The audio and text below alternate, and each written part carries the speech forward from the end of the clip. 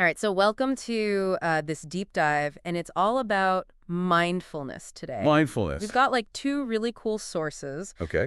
One is from Medical News Today, and the other one is from the Mental Health Foundation. Yeah, great sources. Yeah. A lot of good stuff there. So we're going to dig into those and pull out some of the most valuable insights just for you. Yeah, mindfulness has become such a popular topic, but sometimes I feel like people don't always get like what it really is, like how does it Yeah. really work? Yeah. And that's what we're going to try to uncover today. Okay, so let's start with the basics. Okay. Both of these sources define mindfulness as like being present and aware Okay. of your thoughts, feelings, and physical sensations without judgment. Mm-hmm. It's kind of like hitting the pause button on your inner critic, Yeah, and just kind of observing what's going on exactly. inside and outside of you. Yeah, it's interesting because mindfulness actually comes from ancient Buddhist practices. Really? But you don't have to be spiritual or religious to get something out of it. Yeah, It's more like a technique you can use to improve your well-being. I like that. That makes it feel like anybody can do it. Right, exactly. You don't have to be a certain kind of person. Exactly. So both sources also mention that there's not just one way to practice mindfulness. Oh, yeah. It's more like there are many techniques and you can kind of choose the ones that work for you. Yeah, like a buffet. It is kind of like a buffet. You can take what you like. Yeah. So, meditation, yoga, breath work, even just walking or eating mindfully. Yeah. So many different things you can try. Yeah, so it's not about becoming like a meditation master or Right. completely changing your life. Right. It's just about finding little ways Yeah. to be more mindful. In everyday life. Yeah, in your daily routine. Yeah, just weaving it in. Yeah, I like that. Absolutely. The Medical News Today article suggests that you should maybe have a dedicated space Oh, for practicing mindfulness, like a quiet place where there aren't distractions. Yeah. Maybe try to keep technology out of that space. Yeah, like a tech-free zone. Yeah. I love that. Yeah, it's like your own little Sanctuary, yeah. That's a good word for it.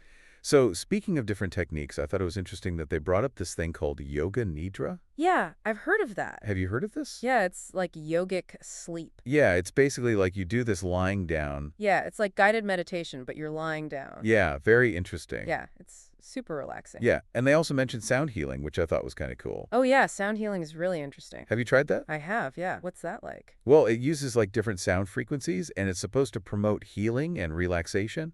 It's pretty amazing, actually. So we've talked about what mindfulness is, Right. and different ways you can practice it. Mm-hmm. But why should we care? Yeah, that's the big question. Yeah, both sources mention how it can help with mental health, especially things like stress, anxiety, and depression. Oh, absolutely. That's where the real benefits come in. Yeah. It's not just about feeling calmer.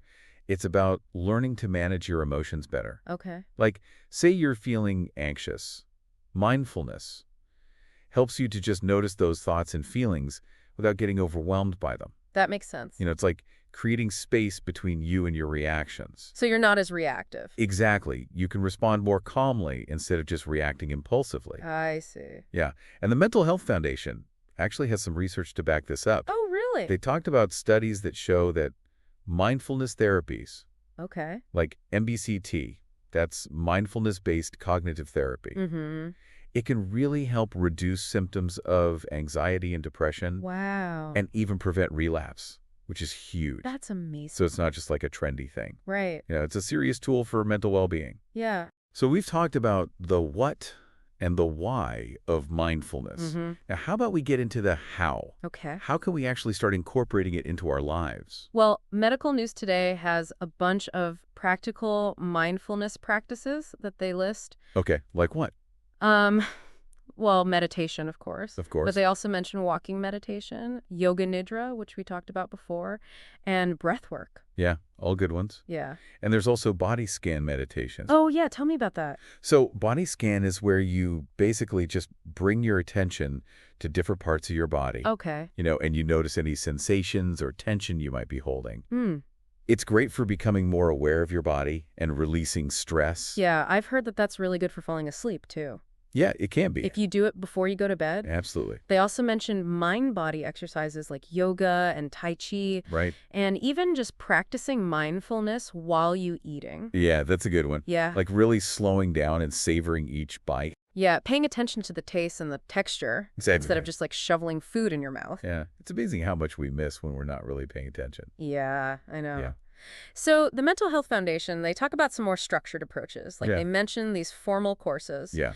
MBCT, which stands for Mindfulness-Based Cognitive Therapy, Right. and MBSR, Mindfulness-Based Stress Reduction. And Hmm. those are often like group programs. Right. Led by a teacher. Yeah, and for people who like to kind of do things on their own, Yeah. they recommend checking out books and apps. Those are great resources. Yeah. Lots of good options out there. Or even just like observing your thoughts and feelings when you're commuting to work or something. Yeah. That's a great way to practice. Yeah. Just bringing that awareness to your everyday life. So many options. There really are. Yeah. It's kind of cool. It is. It's really exciting. Yeah, there's something for everyone. Absolutely. Yeah. It's just about finding what works for you. Yeah, and being open to trying new things. Exactly. Yeah. It's awesome how many options there are for practicing mindfulness, but it's probably worth mentioning that it might not be the right fit for absolutely everyone. Oh, yeah, for sure. The Mental Health Foundation actually cautions that mindfulness may not be suitable for people who are dealing with like severe mental health issues or, if they've experienced trauma in the past. Yeah, I can see how that could be a problem. Yeah, I mean, if someone's already struggling, bringing more attention to their inner world, it could be really overwhelming, Yeah. even triggering for some people. So I guess it's important to kind of be aware of your own limits. Definitely, you got to use mindfulness wisely and remember that it's not like a cure-all. And if you're not sure if mindfulness is right for you, Yeah. it's always a good idea to talk to like a professional. Absolutely, yeah. A healthcare provider can help you figure out the best approach. So as we kind of wrap up our deep dive into mindfulness, what are some of the key takeaways that you hope our listener will remember? Well, I think the most important thing to keep in mind is that mindfulness is a practice. It's not like a destination. Okay. It's about developing being a new way of relating to your thoughts and your feelings. And anybody can do it, Exactly. It's not about being perfect or achieving some kind of Zen-like state. right? It's about learning to observe your inner world with curiosity and compassion. Yeah, that takes the pressure off. Right. Makes it feel more achievable. Absolutely. And remember, it doesn't have to be complicated. Yeah. Even small moments of mindfulness throughout your day can make a difference. Like what kinds of things? Well, you could try pausing to take a few deep breaths before you start work, Okay. or really savoring a cup of tea, Mm-hmm. just being present in that moment. Or maybe just like noticing how your feet feel when you're walking. Exactly. Those little things can add up. I like that. The little things can add up. Yeah, they create a ripple effect. So I want to leave our listener with a challenge today. Okay, I like it. We've talked a lot about how important it is to bring mindfulness into our days' lives. Yeah. So I challenge you to find one small way to practice mindfulness today. What will it be? Maybe it's focusing on your breath for a minute or enjoying a meal mindfully. Or taking a walk in nature. What will you choose? It's really amazing how just taking a few moments to be mindful can make such a big difference. And that's what makes it kind of nice. Yeah. It's not another thing to add to your to-do list. Right. It's more like a shift in perspective. Mm-hmm. Bringing awareness to whatever you're already doing anyway. Yeah. Yeah. I think that's one of the things I really like about all the different approaches. Mhm. We talked about meditation and just noticing your breath, Right. the taste of your food. Simple things. Yeah, Really. like there are so many ways to make mindfulness a part of your life. Yeah, exactly. And it doesn't have to be limited to like sitting on a cushion and meditating. Mm-hmm. It's about bringing that same mindfulness to your work, Oh, yeah. your relationships, your hobbies, Yeah. just to like every aspect of your life. Yeah, so it's about like being present in every moment. Yeah, living more fully. Yeah. And the more you practice it, the more natural it becomes. Yeah, it just becomes a part of who you are. Exactly. So as we wrap up our deep dive on mindfulness, Okay. I want to leave you with one final thought, and both of our sources mention this too. Okay.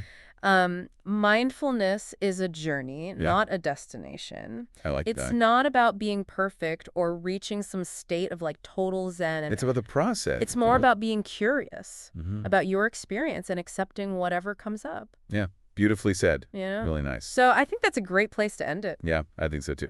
Um, May we all continue to explore this path of mindfulness with open hearts and a sense of adventure. I love that. That's perfect. So, thanks for joining us on this deep dive into It's been mindfulness. fun. And until next time, keep exploring, keep learning, and keep diving deep into the things that matter most to you. Absolutely.